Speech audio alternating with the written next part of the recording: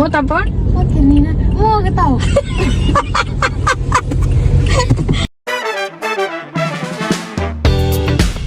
Hello Habibis! Another day, another vlog. Bale, nag-decide kami pumunta sa SM North kasi nga gusto naming pumunta sa PSA? PSA, yes, PSA. Bale, dito nga kasama ko yung anak ko tapos si AbGM. Kasi nga, siyempre, wala tayong lisensya kaya hindi tayo makapag-drive. Oo.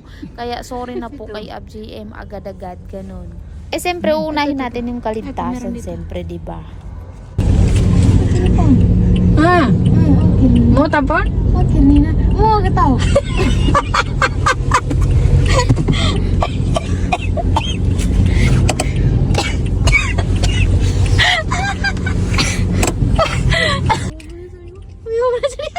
Ayun na yung lumabas. Sa kotse na lang tayo. Tinagtripan mo ah.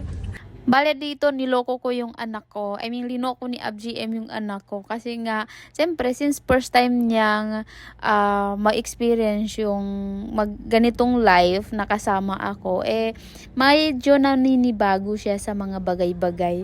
And kung nagpapansin niyo kanina, akala niya mahuhulog yung kotse, ganun. And dito, kung mapapansin niyo dito, itutulak niya yan. Kasi sabi niya, hindi pa nga daw sumagad. O, diba?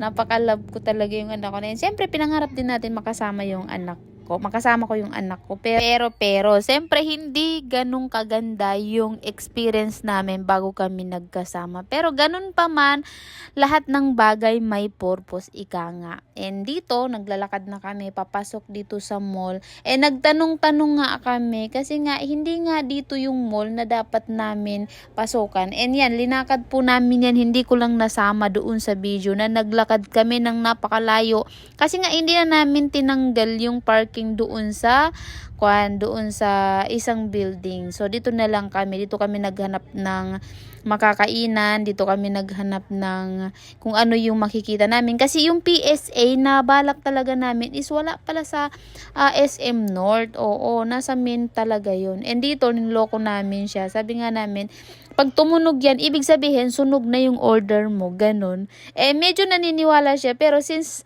linoko na namin siya sa sasakyan, nag-observe na siya. Sabi niya, nakikita naman daw niya yung iba, hindi naman daw nasunog, kinuha daw. So, ayan. Di ba? Napakasarap makita yung anak na masaya.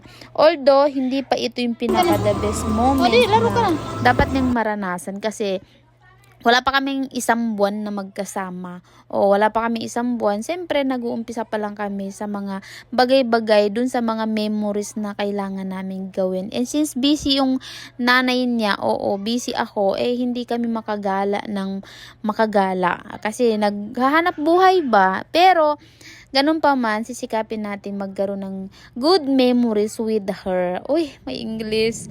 Pero eto nga, since kakatapos lang namin kumain and busog na busog sila, ayan, maglalaro daw muna kami. And ako yung pinakon niya dyan, ako yung pinapindot niya kasi nga, hindi siya marunong. And di ko rin nakuha. Sana makuha man lang, no? Pero dito kasi, medyo pricey yung coins dito. Kaya sabi ko, last na yung knock. Ewan ko kung magkano yung naubos namin dito. So, akala ko nga makukuha ko yan kasi nga tuwan-tuwa siya.